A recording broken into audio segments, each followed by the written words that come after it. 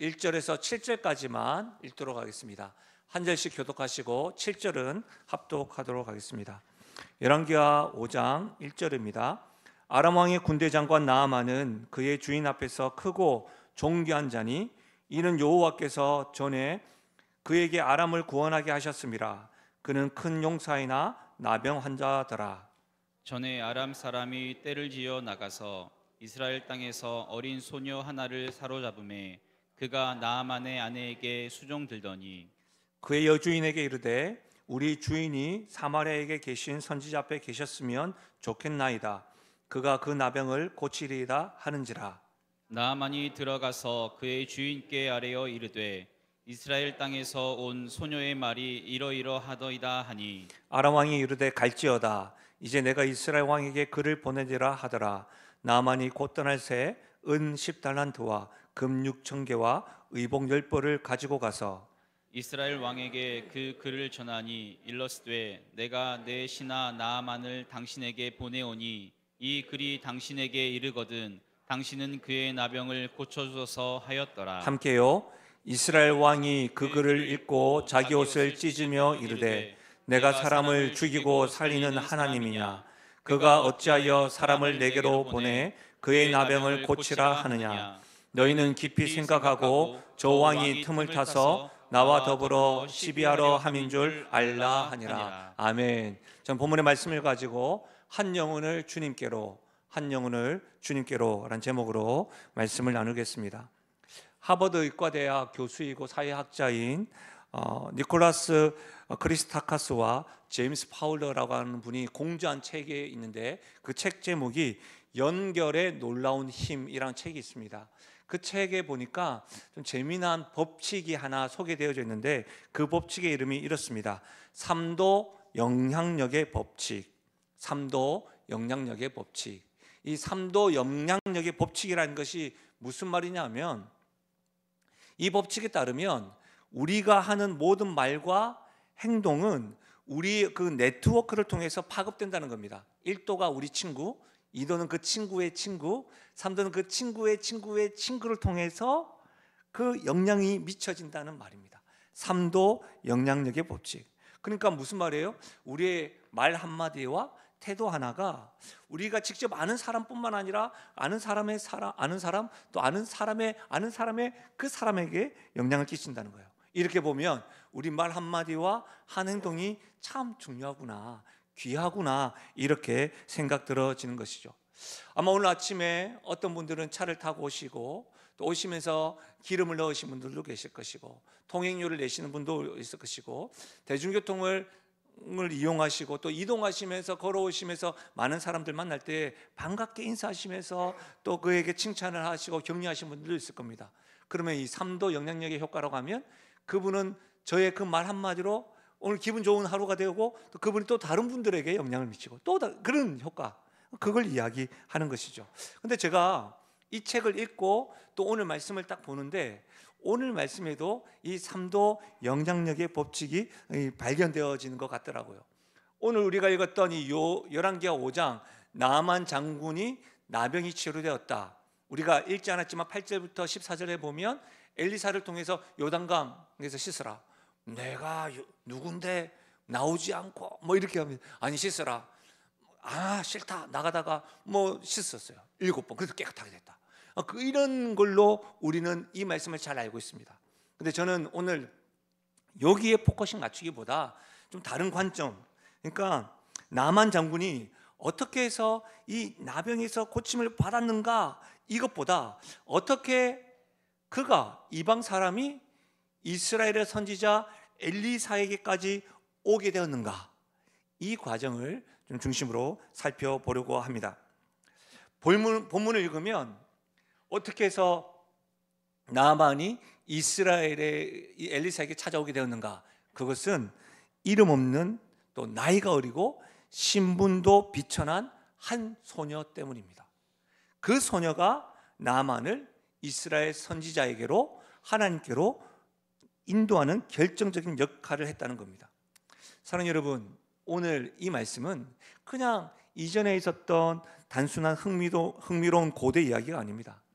오늘 말씀은 하나님 나라가 어떻게 작동하는지를 우리에게 보여줍니다. 복음이 어떻게 우리가 아는 이 복음 기쁜 소식이 전파되는지를 보여주는 이야기입니다. 어떻게 하면 교회가 복음을 쉬지 않고 전할 수 있는가, 그 지혜와 방법들을 우리에게 알려줍니다. 오늘 현장과 온라인에서 예배드리는 우리가 수년간 하나님을 믿고 복음을 안다고 하지만 어쩜 한 사람에게도 분명하게 복음을 전하지 못하신 분들이 있다고 한다면 어떻게 한 영혼을 주님께 인도할 수 있는지를 보여주는 하나님의 말씀입니다. 저는 이와 같은 관점으로 오늘 말씀을 살펴볼 텐데요, 먼저는 이것입니다.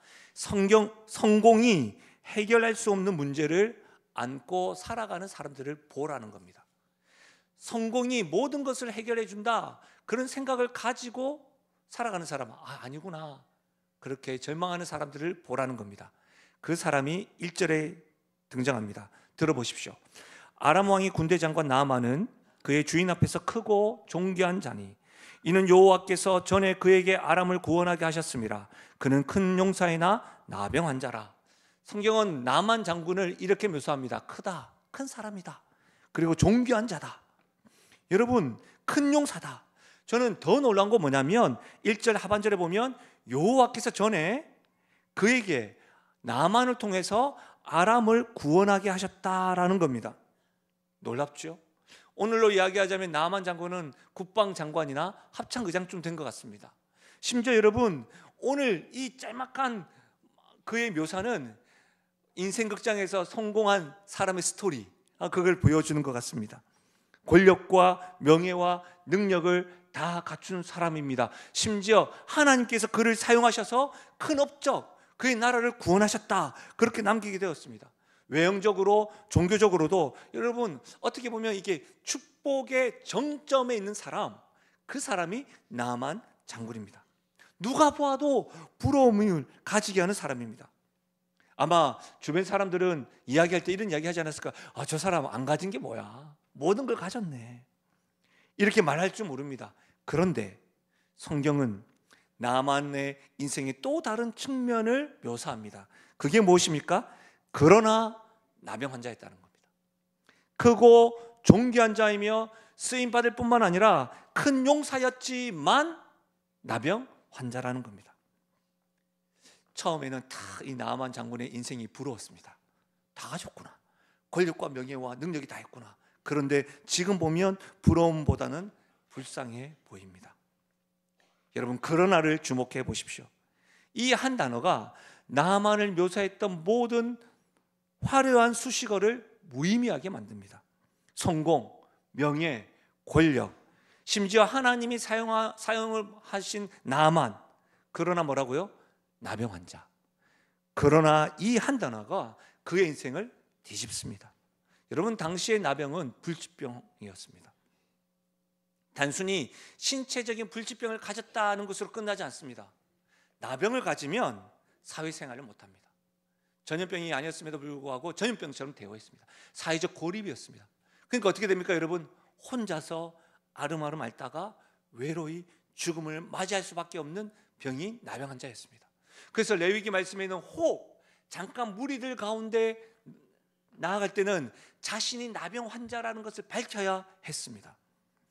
여러분, 세상의 모든 성공과 명예와 권력도 나병 앞에서는 무용지물입니다.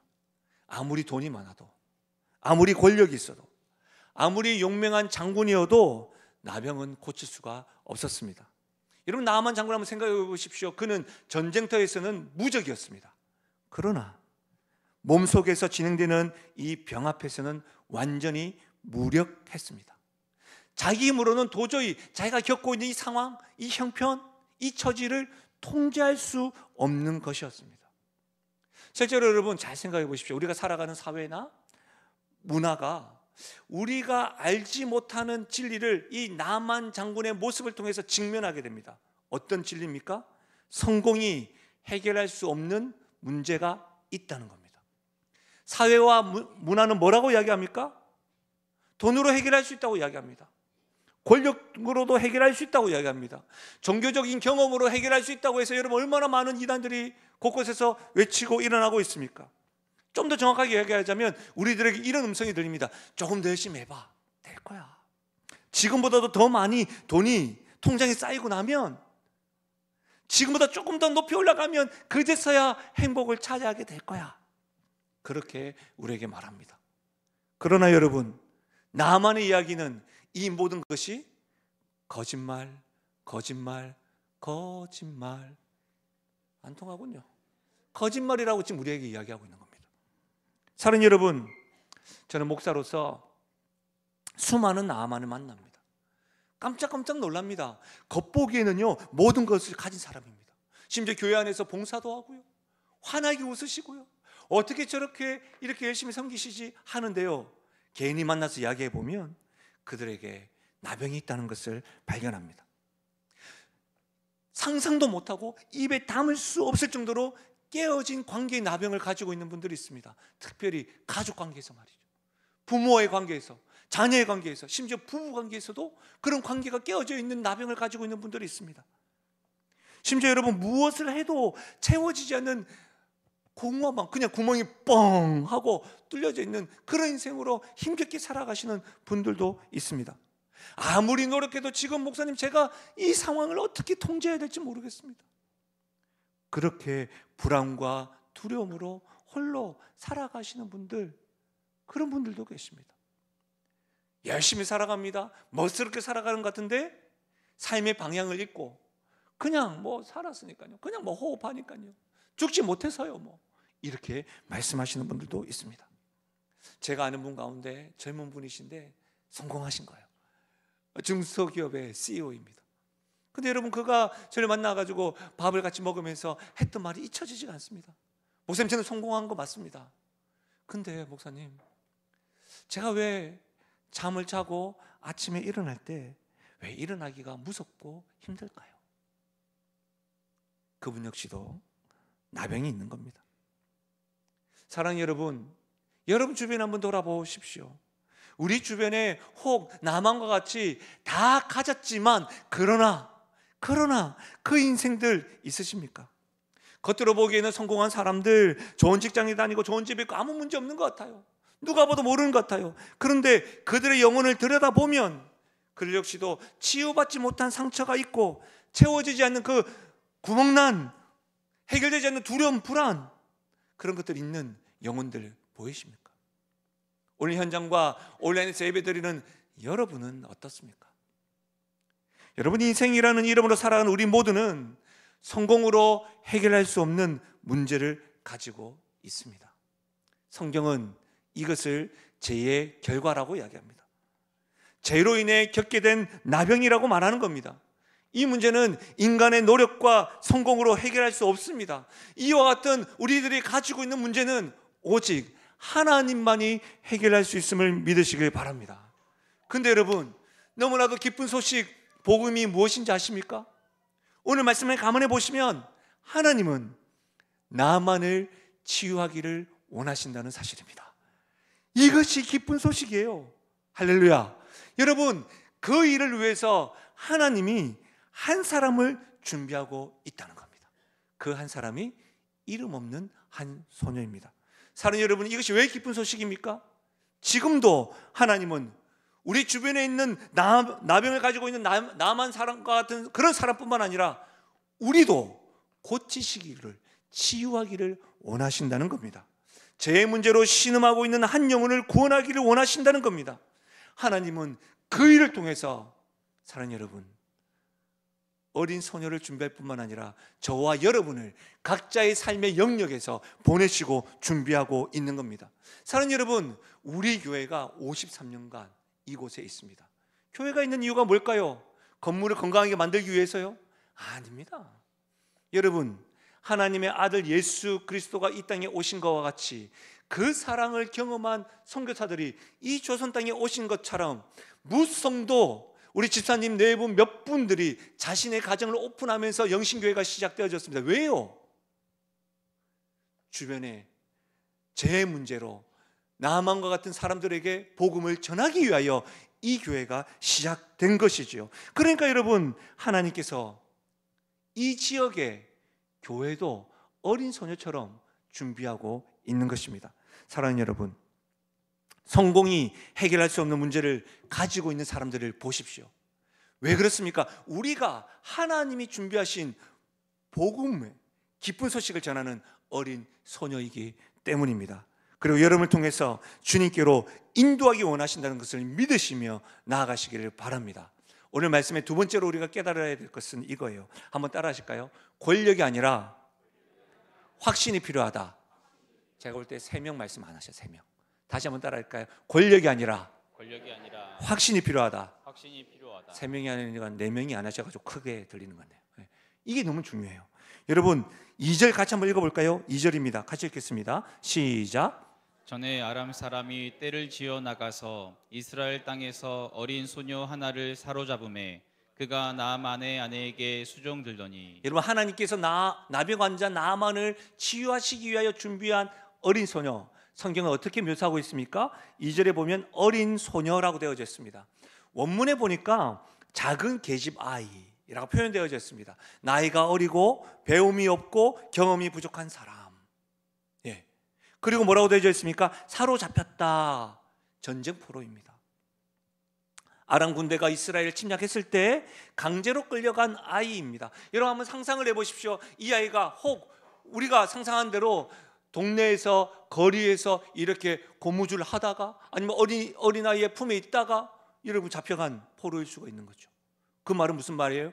부모님과 생이별을 한 겁니다. 고향을 떠나서 이방 땅에서 종살이 합니다. 그리고 또 그 소녀에 대해서 뭐라고 이야기합니까? 여종이라고 이야기합니다. 사회적으로 가장 낮은 위치에 있는 겁니다. 이 하나님이 준비하신 소녀에 대해서 뭐라고 이야기합니까? 어린 아이, 포로, 여종입니다. 여러분, 이 무명한 소녀는 사회적 권력의 스펙트럼에서는 가장 뭐예요? 밑바닥 인생이었습니다. 어떤 권리도 자유도 없습니다. 여러분, 세상이 보기에는 이처럼 완전히 무력한 존재가 있을까요? 어린아이, 포로, 여종, 이 세 가지 중에 한 가지만 되더라도 여러분, 세상에서 목소리를 내기가 어렵습니다. 근데 이 소녀는 입을 엽니다. 그것도 여러분 놀라운 건 뭐냐면 자기 주인에게 입을 엽니다. 여러분, 이것이 놀랍지 않습니까? 여러분, 3절 말씀인데요, 이 소녀가 입을 열어서 무슨 말을 하는지 한번 들어보십시오. 그의 여주인에게 이르되 우리 주인이 사마리아에 계신 선지자 앞에 계셨으면 좋겠나이다. 그가 그 나병을 고치리이다. 여러분, 저는 깜짝 놀랐어요. 깜짝. 여러분, 이 소녀가 말하는 말을 계속해서 되씹었는데요, 이 소녀의 말에는 특징이 있어요. 첫 번째 특징이 뭔지 아세요? 확신이 있어요. 왜 그렇습니까? 고칠 수 있을 것입니다 라고 말하지 않아요. 한번 가보면 좀 좋을 것 같은데요, 어떠세요? 이렇게 말하지도 않습니다. 나쁘지 않은 선택입니다 라고 하지 않습니다. 고치리이다. 단호합니다. 확신에 찬 언어입니다. 여러분, 이 보통 문제가 아니라니까요. 어떤 분들은 이렇게 생각할지도 모르겠습니다. 이 소녀가 잡혀오기 전에 엘리사를 아나 보다. 엘리사가 치유의 능력이 있는 것을 직접 보았나 보다. 이렇게 생각할 수 있을 것 같습니다. 저도 그렇게 생각했는데 여러분, 말씀을 가만히 묵상해 보니까 어린 소녀예요. 이 어렸다는 것은 정말 어린 소녀거든요.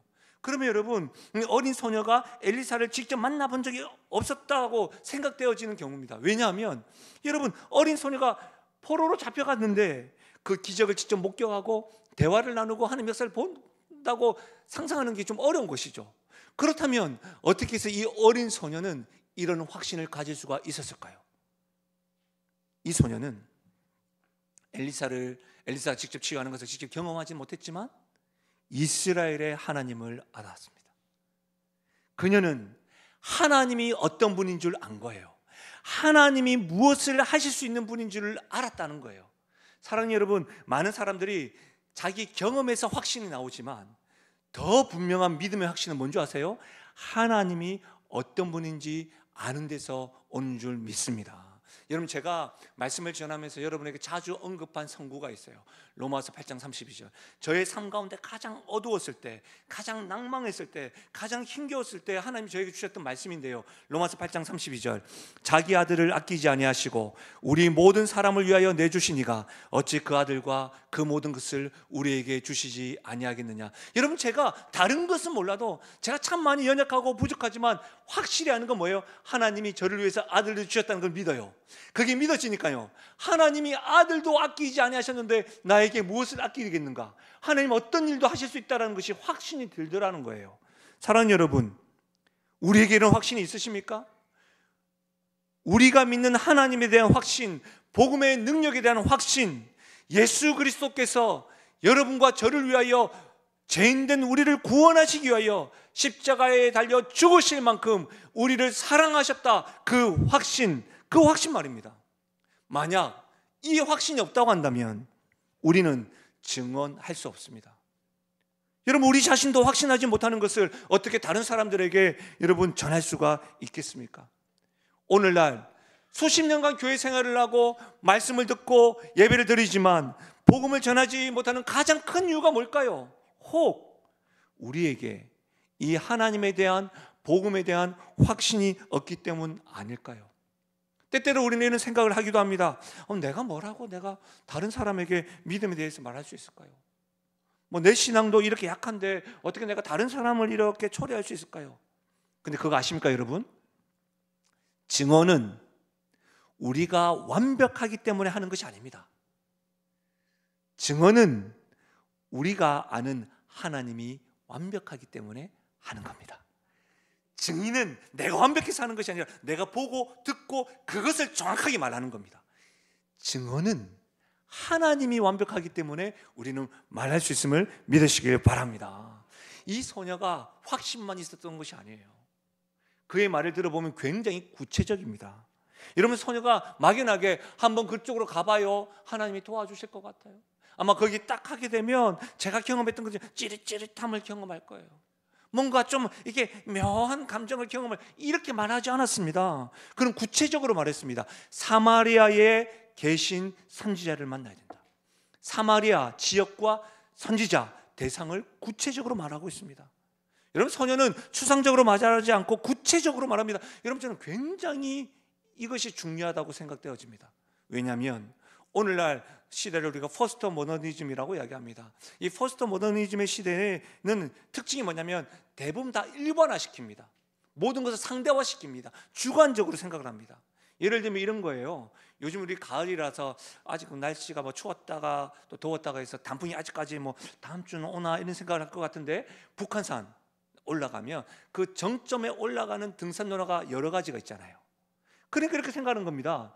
그 꼭대기에 올라가는 등산로가 여러 가지가 있는 것처럼 모든 종교는 다 같은 선을 이루고 다른 길이 있는 거 아니냐. 그러니 진정성이 있으면 된다. 진정성이 있으면 각자가 믿고 싶은 거 그냥 열심히 믿으면 돼요. 이렇게 말하는 게 뭐예요? 종교다원주의예요. 포스트 모더니즘에서 이야기하는 여러분 상대적인 것이에요. 여러분, 우리가 간혹 이렇게 이야기합니다. 또 새생명 축제가 되고 하니까 또 옆에 분들에게 우리 영신교회가 작지만 진실된 공동체라고. 우리 딱 와보면 목사님 꽤나 괜찮다. 목사님 한번 만나보고 또 목사님 설교 한번 들어보면 진정성이 느껴진다. 왜 안 그런가 봐요. 근데 여러분, 이렇게 말해서는 안 됩니다. 저는 믿을 존재가 아니고 사랑받아야 될 존재입니다. 왜 그런지 아십니까? 성경은 이렇게 이야기하고 있습니다. 갈라디아서 1장 8절. 그러나 우리나 혹은 하늘로부터 온 천사라도 우리가 너희에게 전한 복음 외에 다른 복음을 전하면 저주를 받을 것이다. 여러분, 복음에는 선택이 없다고 사도 바울은 분명하게 이야기하고 있습니다. 고린도전서 15장 3절을 들어보십시오. 내가 받은 것을 먼저 너희에게 전하였노니 이는 성경대로 그리스도께서 우리 죄를 위하여 죽으시고 장사 지낸 바 되셨다가 성경대로 사흘 만에 다시 살아났다. 성경대로 내가 들은 것을 너희에게 다시 전한다. 뭐예요? 복음은 추상적인 철학적인 사고가 아니라는 거예요. 예수 그리스도 십자가 부활, 성경대로 구체적인 역사적 사건이라는 것을 성경은 증명하고 있다는 거예요. 사랑하는 여러분, 그래서 여러분 사도행전 4장 12절 같이 한번 읽어볼까요? 사도행전 4장 12절입니다. 시작. 다른 이로서는 구원을 받을 수 없나니 천하 사람 중에 구원을 받을 만한 다른 이름을 우리에게 주신 일이 없음이라 하였더라. 아멘이십니까? 아무 이름을 주지 않았어요. 오늘날 우리 문화는 모든 것을 일반화하고 상대적인 거 좋은 게 아니냐라고 이야기하는데 성경은 단호합니다. 다른 이름을 주지 않았다. 심지어 요한복음 14장 6절에는 예수께서 가라사대 내가 곧 길이요 진리요 생명이니 나로 말미암지 않고는 아버지께로 올 자가 없다. 다른 이름 예수 이름밖에 주지 않았습니다. 사랑하는 여러분, 복음은 상대적이지 않습니다. 복음은 구체적인 역사 속에서 일어나는 하나님의 구속 역사입니다. 소녀는 막연하게 가면 좋은 일이 있을 거예요 라고 이야기하지 않습니다. 매우 구체적으로 사마리아에 계신 선지자를 만나야 됩니다. 이것이 복음의 특징이에요. 여러분, 저는 소녀가 말하는 것을 계속 묵상하는데 놀라워요. 확신도 있지요, 구체성도 있는데요, 뭐도 있는 줄 아세요? 담대함이 있어요. 저는 이 담대함에 놀랍니다. 여러분, 이 소녀가 얼마나 대단한 용기를 가지고 있는지 아십니까? 이 소녀가 뭡니까? 어립니다, 포로입니다, 여종입니다. 근데 지금 무슨 말을 해요? 주인의 병에 대해서 지금 말하고 있는 거예요. 한번 상상해 보세요.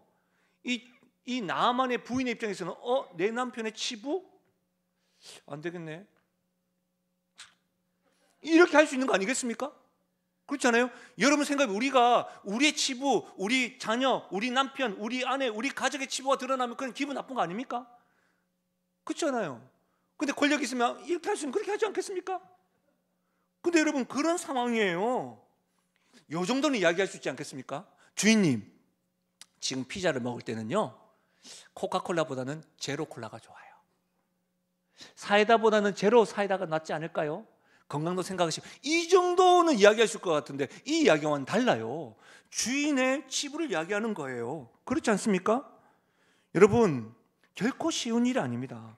어쩌면 목숨을 내어놓을 정도로 조심스러운 일입니다.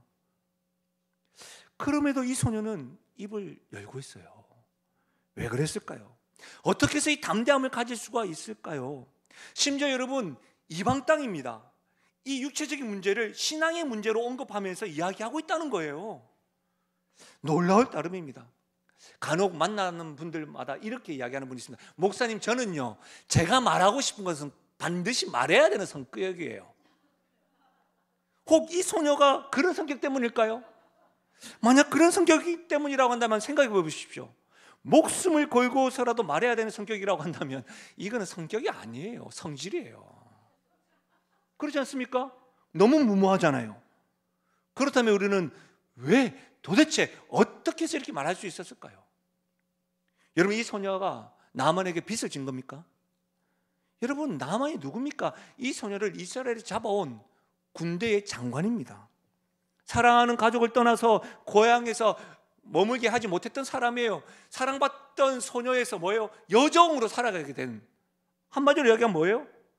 자신의 인생을 파괴한 원수 아닙니까? 따지고 보면 소녀 입장에서는 어떻게 해요? 적국 남한 장군이, 국방장관이, 합창의장이 나병이 있다더라. 그럼 어떻게 돼요? 적어 가지고 비둘기 보내 가지고 이렇게 해야 되는 거 아닙니까? 아니면 딱 가리고 가가지고 목숨 걸고 이 소식을 전해야 된다, 이래야 되는데, 소녀는 나만이 치유되기를 원합니다. 나만을 돕고 싶어 합니다. 어디서 이런 일이 일어나는 겁니까? 여러분, 이것이 복음이 만들어낸 사랑입니다. 내가 아는 하나님이라면, 내가 믿는 하나님이라면 저 주인도 고쳐주실 것인데, 나를 사랑하시는 하나님께서는 나는 저 사람 참 많이 싫지만 저 사람의 나병에 걸린 저 사람도 하나님이 사랑하실 텐데, 이것이 예수님께서 우리에게 이웃을 사랑함과 동시에 원수도 사랑하라고 말씀하셨던 계명의 이유인 것이죠. 이것이 신분과 나이를 넘어서 담대하게 말할 수 있는 복음의 사랑의 이유 때문에 담대할 수 있었다는 겁니다. 사랑하는 여러분, 증언은 의무감에서 나오지 않습니다. 복음이 만들어내는 이 사랑에서 나오는 겁니다. 제가 아까 2부 예배 때 이렇게 옆에서 기도를 듣는데 우리 대표 기도해 주시는 장로님이 얼마나 한 주간 동안 이 자리에서 기도 주면 굉장히 힘들어요. 예, 제가 말씀을 전하는 입장에서 기도 준비하는 게 힘들다는 걸 느껴요. 근데 여러분, 다음 세대를 위해서 기도하고 수능 세대를 위해서 기도하고 거기에 사랑이 느껴진, 사랑이 함께 한 마음으로 기도하는 거 아닙니까? 이게 복음으로 만들어내는 사랑으로 하는 것이지 의무감으로 하는 게 아니에요. 한 영혼을 향한 주님의 마음이 나를 통과해서 다른 사람을 볼 때 작동되는 거예요. 여러분, 오늘 광고도 보셨겠지만 하이파이브 하면서 11월 한 달 동안 우리는 새생명 축제합니다. 여러분, 어떻게든 복음을 전할 수 있는 여러 가지 경로를 만들어 가지고 함께 동참합시다. 여러분, 그렇게 준비하고 있으니까 부담감을 가지고 혹 의무감으로 하나는 해야 되겠네, 난 또 직분도 있고 또 내가 오늘 또 순전까지 맡았네, 주여, 이렇게 하면서 생각하시는 분들이 있을 수 있을 것 같습니다. 담임 목사님이 저렇게 또 전도하라고 하니까 우리 담임 목사님 면을 봐서 좀 해줘야지. 그리고 또 그래, 우리 교회도 이제는 양적으로 좀 성장해야 될 때가 된 것 같아. 저는 이런 의무감이라도 가졌으면 좋겠습니다. 그러나 이것은 하나님이 기뻐하지 않습니다. 하나님의 사랑이 나를 감동케 하시고 그 사랑이 자연스럽게 흘러나와서 소녀처럼 말할 때 하나님은 우리의 모습을 보고 미소 짓고 기뻐할 줄로 믿습니다. 사랑하는 여러분, 우리에게도 이 무명 소녀의 하나님의 사랑에 감격한 담대함이 필요합니다. 우린 너무 많은 핑계를 대고 계시는 것 아닐까요? 우린 너무 바빠요. 나의 신앙이 약해서요. 나는 성경을 잘 몰라요. 내가 지금 이 나이에 뭐 어떻게 할 수가 있을까요? 나는 아직 젊어요. 내 직장에서 위치가 좀 애매해요. 뭔가 말할 위치가 아니에요. 여러분, 저는 이 소녀의 삶과 비교해 볼 때 이 모든 것들이 핑계처럼 들려집니다. 왜 그렇습니까? 이 소녀보다 더 약한 위치에 있는 분 계신가요? 어린 소녀, 포로, 여종. 이 소녀보다 더 목소리를 내기 어려운 상황이 있으십니까? 그럼에도 불구하고 이 소녀는 입을 열었습니다. 그리고 그 한마디가 역사를 바꾸었습니다. 사랑하는 여러분, 하나님은요, 저와 여러분의 화려한 이력서를 보지 않으세요. 하나님은 우리의 하나님에 대한 확신을 보세요. 하나님은요, 저와 여러분의 사회적 지위, 여러분이 몇 평에 사는지, 여러분이 어떤 차를 몰고 다니는지 여러분 보고 계시지 않아요. 하나님은 하나님의 사랑에 감격하여서 반응하는 그 담대한 그 확신을 보고 계시다는 말이에요. 사랑하는 여러분, 하나님은 여러분이 하나님을 얼마나 많이 아는지에 대해서 보고 있지 않으세요? 내가 너를 사랑하는지 아니, 그 진실하게 하나님의 사랑을 믿고 확신하는 사람을 보고 있다는 거예요.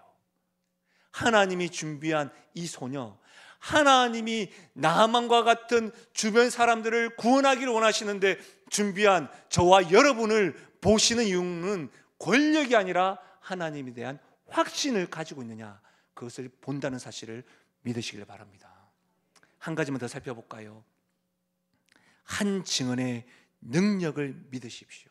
우리가 하는 이 증언의 능력을 믿으라는 말입니다. 여러분, 4절과 5절 보면 굉장합니다. 나아만이 들어가서 그의 주인께 아뢰어 이르되 이스라엘 땅에서 온 소녀가 이러이러하더이다. 아람 왕이 이르되 갈지어다. 이제 내가 이스라엘 왕에게 글을 보내리라. 나아만이 곧 떠나서 은 10달란트와 금 6,000개와 의복 10벌을 가지고. 여러분, 이 장면이 상상이 가십니까? 한 소녀의 한마디가 얼마나 큰 파급력을 일으켰는지 보십시오. 이 소녀가 그의 여주인에게 이야기했습니다. 그리고 그 여주인이 누구에게 이야기합니까? 남편에게 이야기합니다. 그리고 그 나아만이 그의 주인인 왕에게 이야기했습니다. 그랬더니 왕이 가봐라, 내가 편지 적어줄게. 그리고 편지를 보내 어떻게 해요? 재물까지 동원해가지고 어떻게 합니까? 국제적 사절단을 가지고 당장 나아만이 출발했습니다. 단 한마디였습니다. 그 한마디가 왕궁을 움직였습니다. 그 한마디가 국제적 사건을 만들었습니다. 그 한마디가 결국 나병 환자인 나아만을 이스라엘의 선지자 엘리사를 만나게 하였던 겁니다. 이것이 여러분 하나님 나라의 역설입니다. 여러분, 예수님께서 이런 말씀을 하셨습니다. 천국은 마치 겨자씨 한 알과 같다. 여러분, 겨자씨를 제가 봤는데 이만해요. 이만해. 겨자씨가 정말 작아요. 근데 그 겨자씨가요, 자라면 어떻게 새들이 깃들 만큼 큰 나무가 됩니다. 이것이 복음이 작동하는 방식입니다. 이것이 하나님 나라가 확장되는 방식이에요. 하나님은 거대한 군대로 확장하려고 하지 않습니다. 하나님은 거대한 정치적 운동으로 확장하는 것이 아니라 작은 씨앗, 한 영혼 한 영혼씩 확장하는 것입니다. 사랑하는 여러분, 우리의 작은 증언을 하나님은 사용하십니다. 우리의 입을 벌려서 증언하는 그것을 사용하신다는 거예요. 그러니까 증언하기만 하면 되는 거예요. 머뭇거리지 마십시오. 여러분의 주변에 하나님이 나를 사랑하시다 당신을 사랑합니다. 하나님은 나를 치유하셨다 당신을 치유하기를 원하십니다. 지난주에 영상 보셨잖아요. 하나님이 내가 완전하지 않지만 나를 변화시키셨듯 당신도 변했으면 좋겠습니다. 내가 말로 다 설명을 못하겠지만 이 하나님의 사랑이 너무 좋습니다. 그렇게 입을 벌려 시작하면 됩니다.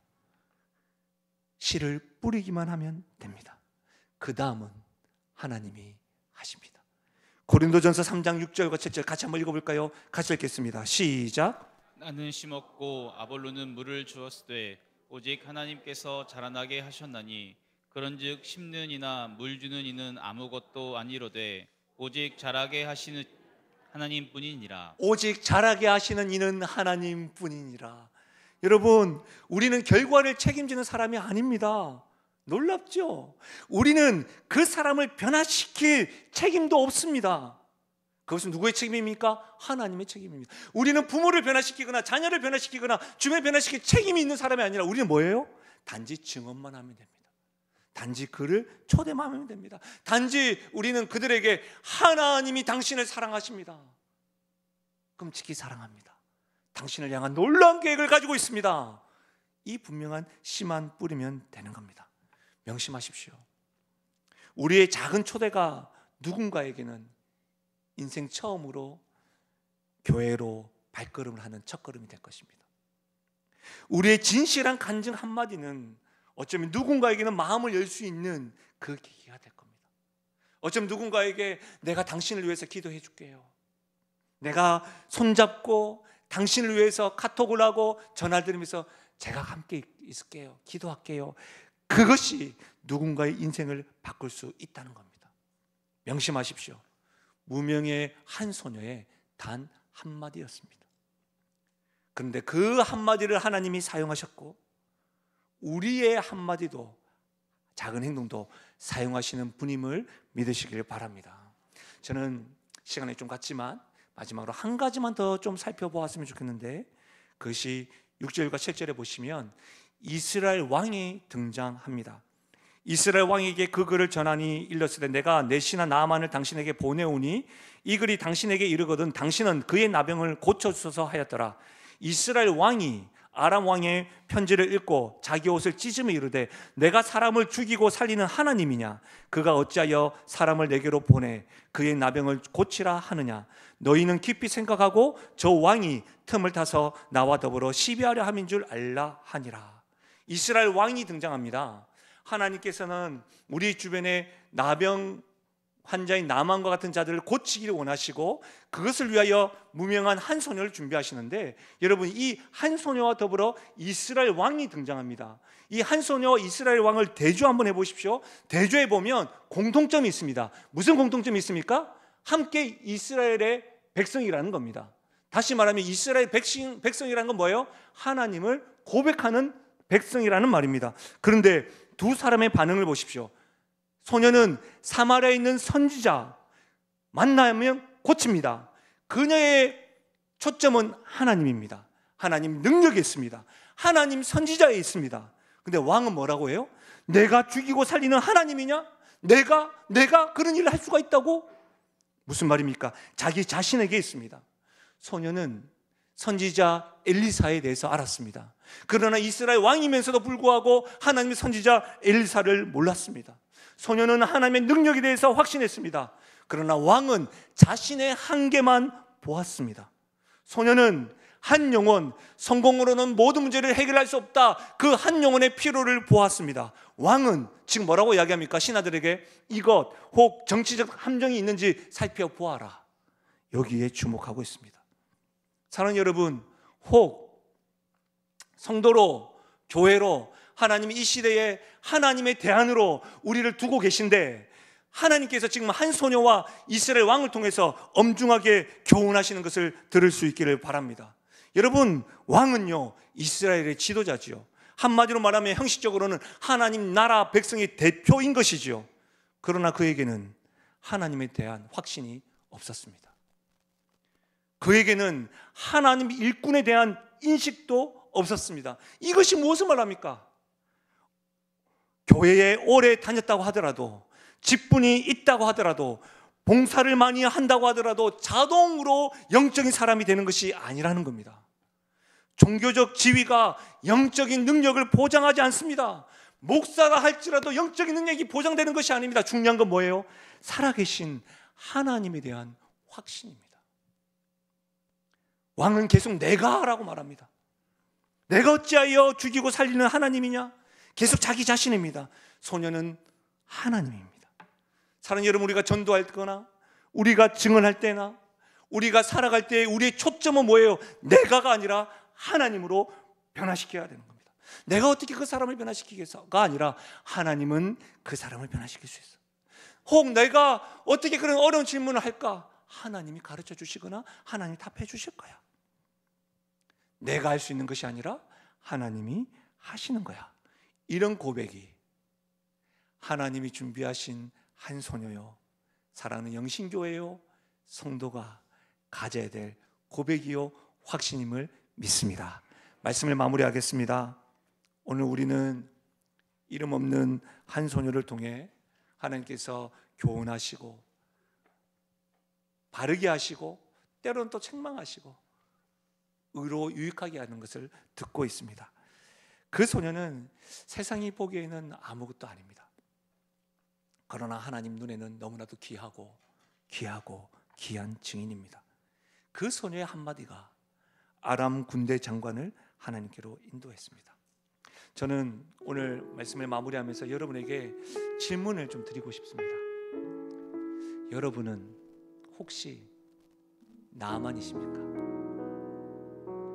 겉으로는 모든 것이 괜찮아 보이지만 여러분 마음 깊은 곳에 혹 치유받지 않은 상처, 계속 스크래치 나고 계속 공허하고 평안이 없는 그런 삶을 살아가십니까? 그렇다면 오늘 말씀은 여러분을 위한 것입니다.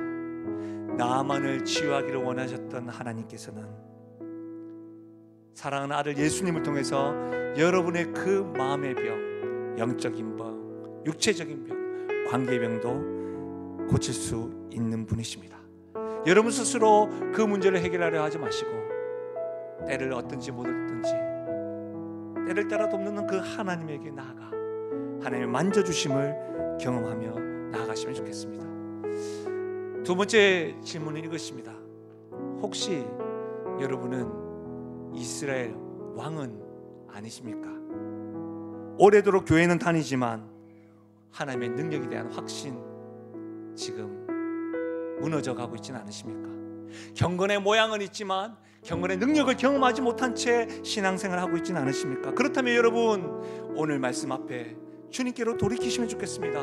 내가 아니라 하나님이 하실 수 있습니다. 내가 아니라 하나님의 구원으로 하나님의 은혜로 살아가는 자입니다. 복음의 능력을 경험하십시오. 마지막으로 질문드리고 싶은 건 현장과 온라인에 있는 모든 분들, 저를 포함한 우리 모든 성도, 우리가 무명하지만 어린 소녀로 살아갈 수 있으면 어떨까요? 작고 보잘것없다고 느낄 때에도, 내가 무슨 영향력을 미칠 수가 있을까 생각할 때에도 하나님이 크기를 보지 아니하시고 하나님에 대한 사랑에 대한 확신을 보고 있다는 것을 알고 우리가 하나님의 사랑을 보여주는 단 한마디 작은 행동을 통해서 하나님 나라의 저자씨 같은 그런 일을 하는 한 영혼을 주님께로 인도하는 그런 교회요, 그런 성도가 되는 것은 어떠실까요? 오늘 이 말씀을 정리하고 이 말씀에 반응하면서 우리 찬양으로 하나님 나에게도 이런 확신을 주십시오, 이런 사랑을 주십시오라고 하는 마음으로 우리 찬양하며 나갑니다. 주 선한 능력으로, 주 선한 능력으로 안으시네.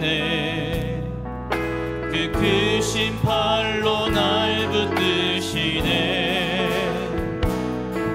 절망 속에도 흔들리지 않고 사랑하는 주 얼굴 보하리. 이전에 괴로움 날 애워싸고, 이전에 괴로움 날 애워싸고 고난의 길을 걷는다 해도 주님께 모두 맡긴 우리 영혼 끝내 승리의 나를 맞으리. 아멘. 선한 능력으로, 선한 능력으로 일어서리. 주만 의지하리. 믿음으로 우리 복에 어느 주 오실 그날 승리의 새날을 맞이. 선한 능력으로 일어서리라. 선한 능력으로 일어서리. 주만 의지하리. 믿음으로 우리 고대하네 주 오실 그날 승리의 새. 우리 다 함께 일어나셔서 우리 3절 찬양하며 나갑니다. 주님이 마신 고난에 쓴 잔을 우리도 감사하며 받으리. 주님의 남은 고난 채워가며 예수와 복음 위에, 예수와 복음 위에 살리라. 이 확신으로 선한 능력으로 일어서리.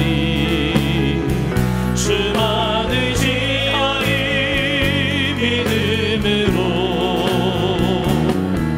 우리 고대하네 주 오실 그날 영광의 새. 우리 최고의 목소리로 확신하며 고백하며 나가실까요? 선한 능력으로 일어서리. 주만 의지하리. 믿음으로 우리 고대하네 주 오실 그날 영광의 새 날을 맞이하리. 많은 사람들이 성공이 나의 모든 문제를 해결할 수 있다고 생각하지만 그것은 거짓말임을 경험하게 됩니다. 주변을 돌아보십시오. 그렇게 아파하고 영적으로, 정서적으로, 정신적으로, 관계적으로 말할 수 없는 상처로 나병을 짊어지고 살아가는 우리 주변에 나만들이 참 많이 있습니다. 사랑하는 여러분, 놀라운 것은 하나님은 나만을 고치기를, 치유하기를, 구원하기를 원하신다는 겁니다. 우리가 하나님이 준비하신 어린 소녀입니다. 여러분을 가정에 보내신 이유도, 여러분을 그 직장에 보내신 이유도, 그러나 우리는 능력이 없지만 하나님 능력을 보지 아니하시고 하나님에 대한 확신을 보십니다. 작은 증언이라 할지라도 그 능력에 대한 믿음을 가지시고, 하나님 이 말씀 가운데 이 역사가 내가 있는 곳에서부터 나를 통해서 일어나게 해달라고, 또 하나님 아버지 우리 주변에 나의 삶 가운데 있는 나병들이 치유되는 역사가 일어나게 해달라고 말씀을 생각하시면서 성령께서 깨우쳐 주신 기도 제목을 가지고 함께 소리내어 기도하며 나아가시겠습니다. 오 하나님 아버지, 참으로 감사함을 드립니다. 오늘 이 시간 하나님 아버지 말씀을 통하여 깨닫게 하여 주시고 한 영혼을 주님께로 인도되어지는 과정 가운데 하나님의 복음이 하나님이 치유하기를 원하시고 하나님이 고치시기를 원하셔서 준비하신 한 영혼이 한 소녀가 있음을 깨닫게 됩니다. 하나님 아버지, 우리 성도들 가운데 나만과 같이 많이 가진 것 같으나 속병이 있고 말할 수 없는 고통이 있는 자들, 말할 수 없는 눈물이 있고 괴로움이 있는 자들, 아픔이 있는 자들, 주께서 고치시기를 원한다는 사실을 믿고 고치시는 그 손길들을 경험하며 나아갈 수 있도록 도와주시길 소원드립니다. 또한 하나님 아버지, 한 소녀를 준비하셨듯이 우리를 각 가정에, 각 직장에, 각 만남과 각 관계 속에서 준비하신 하나님을 신뢰함으로 나아가게 해주시고, 그 하나님의 은혜와 사랑으로 말미암아 우리가 할 수 있는 작은 한마디, 작은 한 행동을 통하여 하나님 역사하여 주시옵소서. 자라게 하시는 분, 살리시는 분, 능력을 행하시는 분은 하나님이오시오니 우리가 겨자씨와 같은 하나님과 같은 작은 것으로 하나님 아버지 순종하게 하시고 흘려보내게 하시고 씨 뿌림에 나아가는 이 교회가 되게 하시고 우리 성도가 되게 하시고 하나님 우리가 잘 되도록 은혜하여 주옵소서. 하나님 아버지, 오늘 말씀을 들려주셔서 참 감사함을 드립니다. 우리가 비록 작고 부족하지만 주님께서 우리를 귀하게 여기시고 사용하기 원하신다는 것을 확신하며 나가게 하여 주시옵소서. 우리를 사랑하시는 그 사랑에 대한 확신을 가지고 담대함을 주시고 한 사람을 향한 하나님 아버지 사랑을 주셔서 하나님 나와 같이 그들도 주님께로 인도되어지는 일들이 있게 하여 주옵소서. 하나님, 우리 각자가 하나님 한 사람에게라도 작은 입을 벌리게 하시고 손짓을 하게 함으로 그것이 하나님의 손에 붙잡혀져서 거기에 역사가 일어나는 그와 같은 물도원 하나님만 하는 역사 경험하게 하여 주옵소서. 그렇게 복음을 쉬지 않고 전하는 교회 되게 하여 주옵소서. 감사드리며 예수님의 이름으로 기도하옵나이다. 아멘. 우리 주 앞에 결단하며 찬양하며 나가겠습니다.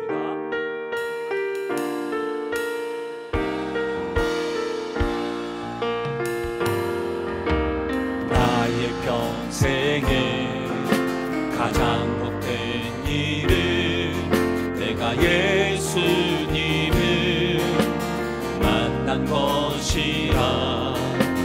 나의 평생에 가장 잘한 일은 내가 예수님을 주로 섬긴 것이라.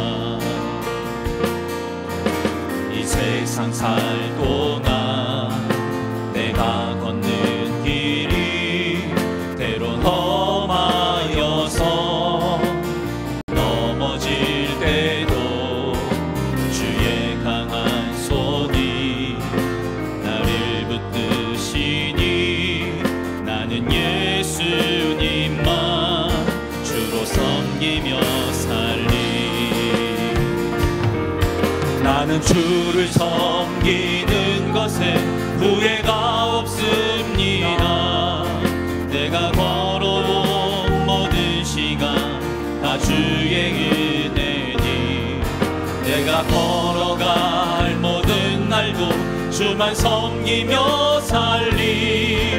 오직 예수 이름 부르며 살아가리라. 이것이 나의 간증이요, 이것이 나의 찬송일세. 나 사는 동안 끊임없이 구주를 찬송하리로. 나 사는 동안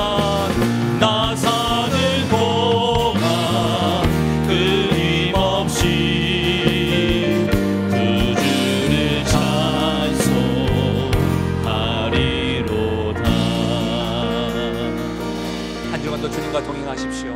하나님의 복을 받겠습니다. 지금 우리 주 예수 그리스도의 은혜와 하나님 아버지의 무한하신 사랑과 성령 하나님의 위로 교통하심 충만하신 역사가 오늘 죄의 결과로 얻은 나병과 같은 나만 장과 같은 사람들을 지금도 치유하기를 원하시고 고치시기를 원하시고 구원하기를 원하시는 그 하나님에 대한 사랑, 그 사랑에 대한 확신을 가지고 무명하지만 어리지만 힘이 없지만 나약하지만 소녀로서 우리의 한마디 작은 행동으로 역사하실 하나님 앞에 살아가기로 다짐하고 결단하며 나아가는 사랑하는 주의 백성들 머리 위에와 그들의 가정과 생업과 기도 제목 위에, 특별히 사랑하는 다음 세대의 머리 위에 지금으로부터 영원토록 함께 하시기를 축원하옵나이다. 아멘.